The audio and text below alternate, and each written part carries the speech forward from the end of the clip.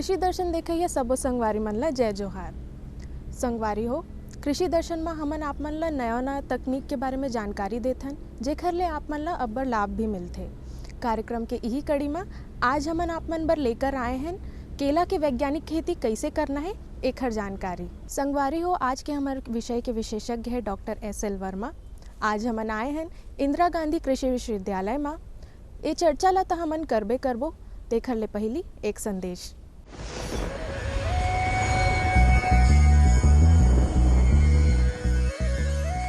कोई भी फसल के बुआई के बात करथन तो सबसे महत्वपूर्ण बात होथे कि बीज के चुनाव, कि कौन सा किस्म ला हमन ला बोना है और कौन सा फसल ला बोना है।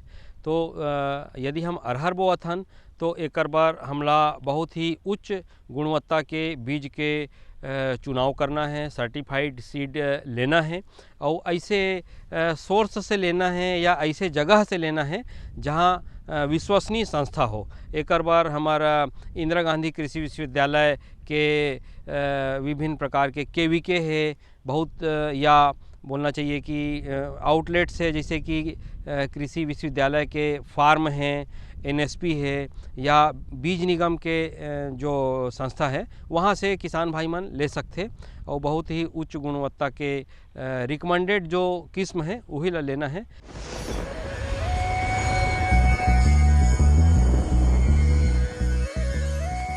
केला के उन्नत खेती बर जमीन और जलवायु कैसे चाहिए, आओ एकर जानकारी लेथन। छत्तीसगढ़ की जलवायु केले के लिए बहुत ही उत्तम है और कहा जाए कि छत्तीसगढ़ ही पूरे देश में एक ऐसा स्थान है जहाँ की जलवायु न तो बहुत गर्म है न तो बहुत ही सर्द है। और यहाँ पर जो केले के लिए जो उपोष्ण जलवायु की आवश्यकता होती है, ये तकरीबन साल के 10 महीने 10.5 महीने तक के वो जलवायु केले के लिए हमारे छत्तीसगढ़ में उपलब्ध है। अन्य प्रांतों की बात करें तो अगर हम उत्तर दिशा में चले जाएं, उत्तर भारत में, तो वहाँ ठंड कम से कम 3-3.5 महीने तक के रहता है। जबकि हम दक्षिण की तरफ जाएंगे तो वहाँ पर क्या होता है कि गर्मी ग्रीष्मकाल का समय कुछ लंबा होता है, वहाँ पर केला बहुत अच्छे से होता है इसी कारण से।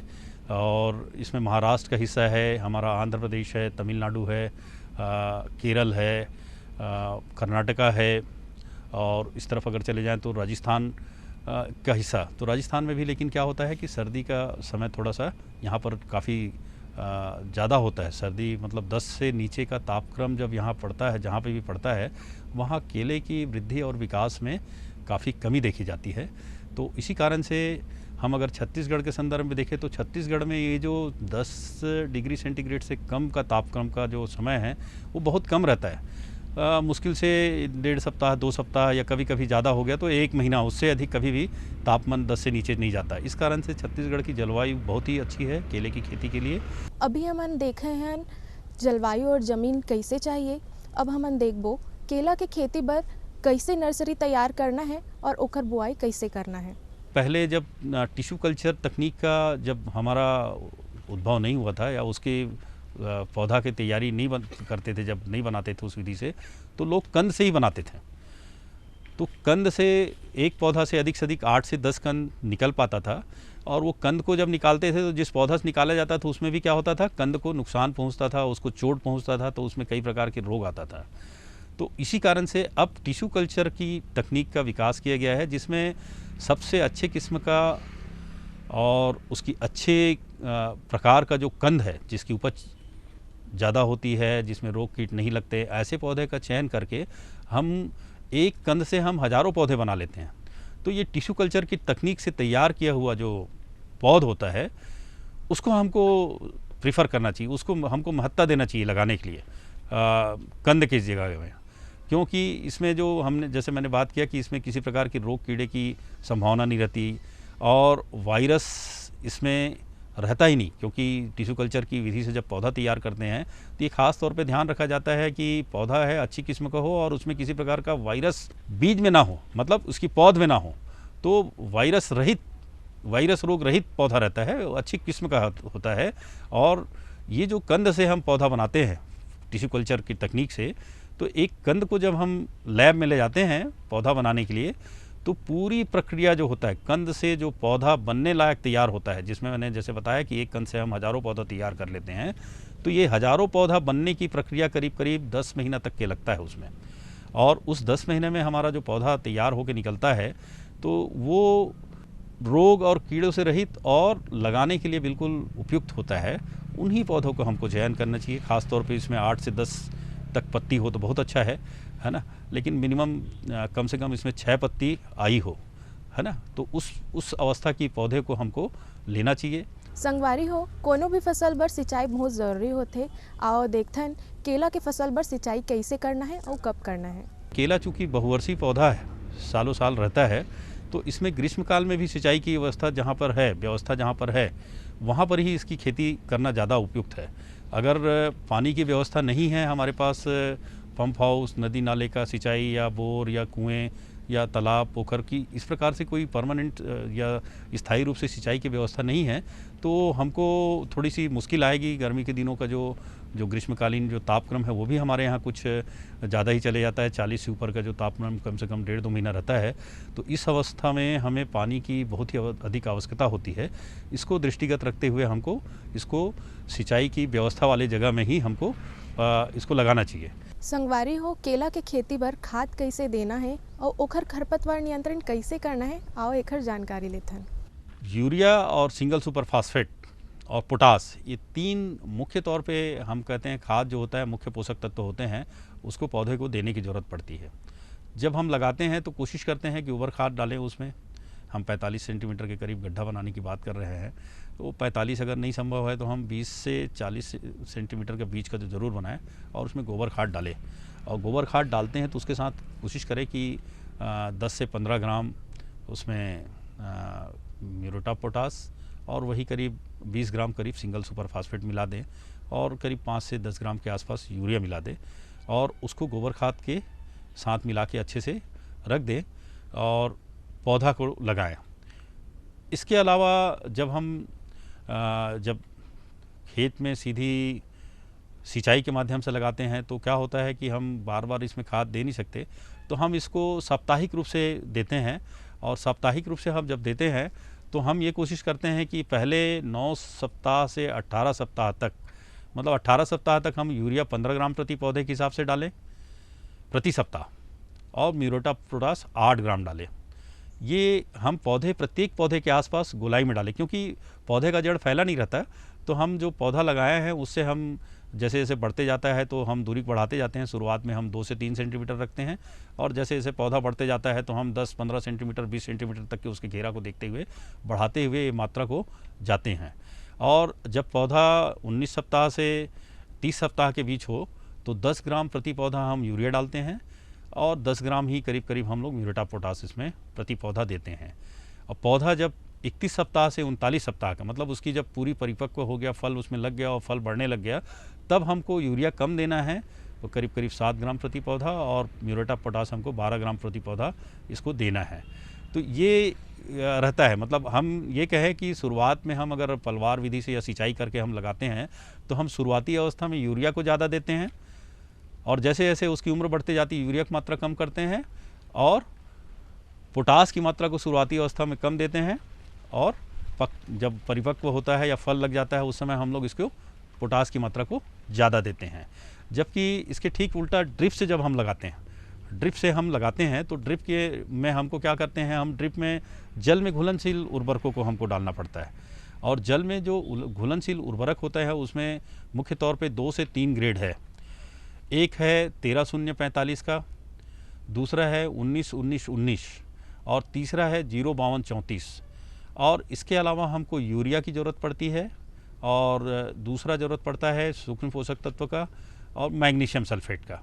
तो ये तीन जो जल में घुलनशील उर्वरक, एक यूरिया और 2 मैग्नीशियम सल्फेट और सूक्ष्म पोषक तत्व, इनकी व्यवस्था हमको करके रखना होगा और पौधा हम लगाए उसके बाद से ही हमको देना पड़ेगा। और इसकी जो मात्रा होती है वो ख़ास तौर पे हम अगर 1 एकड़ की बात करें या प्रतिदिन की मात्रा 1 एकड़ के लिए बोलें तो मैं बता दूं 19-19-19 जो जिसमें कि 19% N है, 19% P है और 19% K है, इसको पहले दिन से 90 दिन तक 2 किलो 13 ग्राम करीब हम देंगे, और 13-0-45 जो उर्वरक है उसको हम करीब 1 किलो देंगे, और जो यूरिया है उसको 770 ग्राम के करीब देंगे 1 से 90 दिन तक के। इसके बाद हम 75 दिन जब शुरू हो जाएगा उसके बाद मैग्नीशियम सल्फेट और सूक्ष्म पोषक तत्व हम 25-25 ग्राम की दर से हम मिलाएंगे 75 दिन से फल के परिपक्व होने तक के। इसके बाद हमारा जब 90 दिन से अधिक हो जाता है तो हम उसमें 052-34, 13-0-45 और यूरिया डालेंगे। जो हम 1 से 90 दिन तक हम लोग 19-19-19, 13-0-45 और यूरिया दिए थे, उसके स्थान पर हम 91 दिन से हम क्या करेंगे 052-34, 13-0-45 और यूरिया देंगे। इसकी मात्रा हम रखते हैं 1 किलो करीब 052-34, और वही करीब 1 किलो 300 ग्राम करीब हम लोग 13-0-45 और करीब करीब 1 किलो हम लोग यूरिया डालेंगे। अब 150 दिन के बाद हम इस यूरिया, ये जो हम डाल रहे थे 052-34, 13-0-45 और यूरिया, इसको बंद कर देंगे और 13-0-45 और यूरिया की मात्रा केवल देंगे, जिसकी मात्रा करीब करीब हमको 1 किलो 900 ग्राम करीब 13-0-45 और 1 किलो के करीब हम यूरिया देंगे फल के पकते समय। तो इससे क्या होगा कि फल की बढ़वार, पौधे की स्वास्थ्य बहुत अच्छा रहेगा। और जल में घुलनशील जो भी हम उर्वरक दे रहे हैं उसको हमको थोड़ा सा एक बार देख भी लेना है कि कहीं हमारा जल में घुलनशील उर्वरक दे रहे हैं तो हमारी मिट्टी की पोषक तत्वों की दशा क्या है। लेकिन मोटे तौर पे छत्तीसगढ़ की दशा में हमारे इंदिरा गांधी कृषि विश्वविद्यालय की जो अनुसंधान केंद्र है, केले के संदर्भ में जो उर्वरक की संस्तुति की गई है वो इस प्रकार से की गई है। ये ज़मीन की दशा के हिसाब से थोड़ा बहुत आगे पीछे हो सकता है, हमको किसी प्रकार का लक्षण दिखा पोषक तत्व की अधिकता या कमी का, उसके हिसाब से हमसे चर्चा करके उसको हम उसको सुधार कर सकते हैं, या कमी या ज़्यादा किसी की हो उसको बढ़ा सकते हैं। केला में जहाँ तक खरपतवार की बात है, अगर केला शुरुआती अवस्था में है तो बहुत ज़्यादा इससे परेशानी होती है किसान को, क्योंकि अगर वो किसान अगर उसको सिंचाई कर रहा है खुली नाली विधि से, तब तो ये बहुत बड़ी समस्या हो जाती है कि केला के बढ़ते तक के किसान की काफ़ी खर्च इसमें होता है। लेकिन अगर ड्रिप से अगर लगाया हो तो उसका नियंत्रण बड़ा आसान होता है, क्योंकि हम ड्रिप में जब सिंचाई करते हैं ड्रिप की पाइपलाइन के माध्यम से, तो क्या होता है कि जल जहाँ जहाँ पड़ता है वहीं पे खरपतवार आता है, तो उसको हमको नियंत्रण करना आसान होता है। इसमें दूसरा चीज़ ये भी कर सकते हैं किसान, उस जहाँ जहाँ पर पानी पड़ता है वहाँ पर मल्चिंग भी कर सकता है। मल्चिंग मतलब जो भी घास पात अपना है उसको बिछा सकता है, पैरा को, पुआल को, या किसी भी प्रकार से फिजिकल बैरियर ज़मीन के ऊपर हम जो भी छोटे पौधे उगते हैं उसमें अगर धूप ना पड़े उस जगह में, इसकी व्यवस्था कर दें तो बहुत अच्छा होता है। वैसे शासन की तरफ से मल्चिंग के लिए, प्लास्टिक मल्चिंग के लिए भी कुछ अनुदान शासन के द्वारा दी जाती है केला किसानों को, तो वो ले सकते हैं। प्लास्टिक बिछा दे पाइपलाइन के ऊपर में, जहाँ जहाँ केला लगाया है वहाँ पर छेद बना के, तो उससे क्या होगा कि बिल्कुल भी उसमें खरपतवार का विकास नहीं होगा, बढ़ेगा नहीं। और कहीं बरसात का दिन है तो हो सकता है खरपतवार आए, तो केले के बीच की नालियों में अगर खरपतवार आया हो तो उसको अगर छोटी पावर वीडर जिसको कहते हैं, जो छोटी घास निकालने की मशीन आती है, वो उसके बीच में चला सकते हैं, और जो भी घास होगा उससे ख़त्म हो ही जाएगा। साथ ही साथ क्या होता है, मिट्टी हल्की होने से पौधे के लिए बहुत अच्छा होता है वो। और ख़ास तौर पे खुली नाली वाले हैं उसको एक पावर वीडर अपने पास रखना आवश्यक है, क्योंकि जैसे ही पानी डाले उसके बाद जैसी अवस्था है पावर वीडर चलने की, तुरंत उसको दो लाइन के बीच में उसको चलाएं। और चलाने के बाद क्या होगा, जिससे भी लाइन के बीच में अगर घास हो तो उसको मैनुअली हाथ से निकालना पड़ेगा। और इस प्रकार से जब खरपतवार नियंत्रण कर लेंगे तो पौधे को क्या होगा कि जब 2 महीने से 3 महीने का हो जाता है, उसके बाद इतना पत्तियां की संख्या और पत्ती की जो चौड़ाई इतनी हो जाती है कि उसके बाद धूप ज़मीन में पड़ता नहीं, तो काफ़ी खरपतवार कम हो जाते हैं। और बहुत ज़्यादा अगर खरपतवार लग रहा है कि घास का नियंत्रण पावर वीडर से संभव नहीं है, तो हम पौधे को बचाते हुए वीडीसाइड का भी उपयोग कर सकते हैं, खरपतवार नाशी का। तो वो अपने किसान अपनी व्यवस्था के हिसाब से इसमें से किसी प्रकार से भी एक से खरपतवार का नियंत्रण कर सकता है। संगवारी हो हमन चर्चा करत रहें केला के वैज्ञानिक खेती के। अब बेरा हो गए एक संदेश के, आओ देखथन संदेश। मेरे साथ बोलो, ए बी। अरे नादान, बच्चे को एबीसी सिखा रहा है। अरे काम धंधे की एबीसी तू कब सीखेगा? ये देख विज्ञापन, तेरे जैसे कृषि विज्ञान सीखे हुए युवाओं के लिए भारत सरकार के कृषि मंत्रालय ने एक योजना बनाई है। AC ABC। ABC जी हाँ, ACABC यानी एग्री क्लिनिक्स और एग्री बिजनेस सेंटर। इसके तहत कृषि विज्ञान पढ़े युवाओं का चयन होने पर उन्हें मुफ्त ट्रेनिंग दी जाती है और हाँ, अपना कारोबार चलाने के लिए बैंक से लोन भी मिलता है।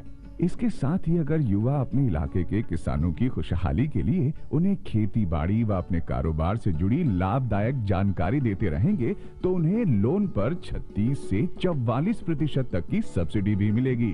तब तो मैं जरूर सीखूंगा काम धंधे की ABC। शाबाश। चलो अपनाएं स्वरोजगार, खेती में हो विकास अपार।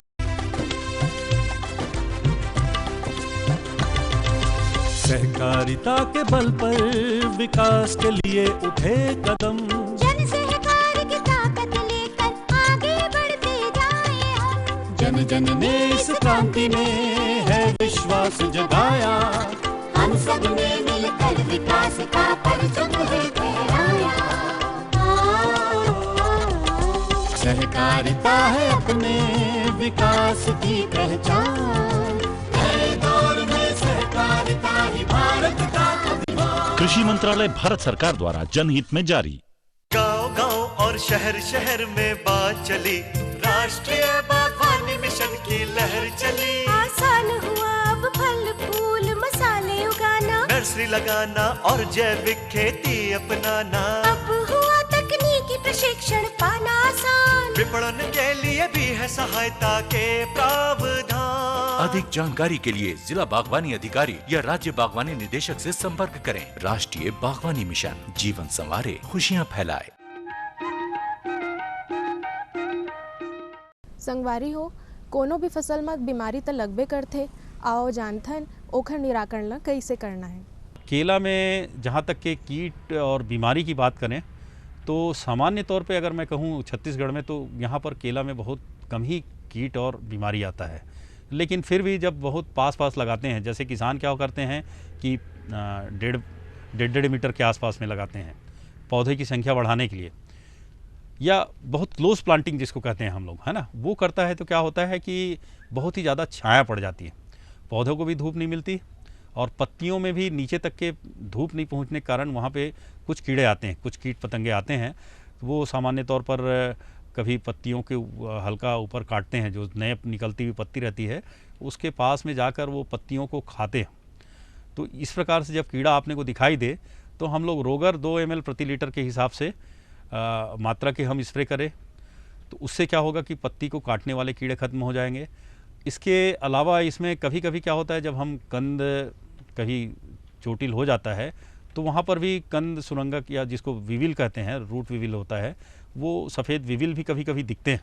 तो वहाँ पर भी हम क्या करें कि ज़मीन में हम क्लोरोपायरीफास का डस्ट को छिड़क दें या ब्लीचिंग पाउडर को वहाँ पर छिड़क दें, तो उससे वो समाप्त हो जाते हैं। और रोग की जहाँ तक बात करें तो रोग में सामान्य तौर पर पत्तियों में कहीं कहीं धब्बे दिखते हैं, जो एक प्रकार के विशेष प्रकार के धब्बे आते हैं, सीगा टोका लीफ स्पॉट जिसको कहते हैं।